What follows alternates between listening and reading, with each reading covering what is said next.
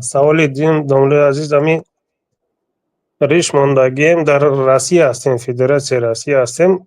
Баъзе ами хай ҳастанд, ами тоҷикои худмон калонсоло вақте ма чида мерем ришора кантовка намекунем да, ами хел тибқи ами хел шинавидем ки пайғамбар саллаллоҳу алайҳи ва саллам кантовка ами чизоро намекунанд, кадагӣ нестем. Баъд ҳамон калонсоло мегӯянд ки як камтар охи ба тартиб дро риша кантовка кун, ай тавиш бизан, ай болои ин рухсораҳоро бизан. Ҳамин дурустай задани ҳамин?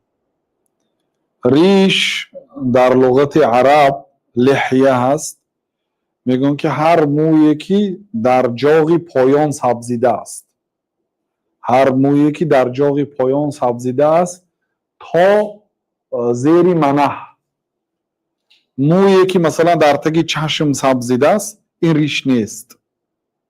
ریش آنه که در جاغ پایان سبزیدگی هست. برای همین اگر رفت و از آن چیزی که در روی هست اصلا طبیعتا به روی مو نمیبراید، الا اگر همین آدم تراشیده اونجاها رو غفص نکند اصلا نمیبراید. موی های معده چه میبراید اونا با خودشون میافتند، اصلا همون ریش در جای خودش میبراید.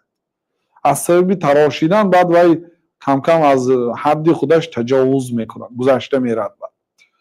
لیکن اگر همین خیلی تجاوزی فاحش کرده باشد، در زیر چشم باشد، اونها یعنی که ریش حساب نمیشن، اونها از بین بردن اجازت است. والله تعالی اعلم.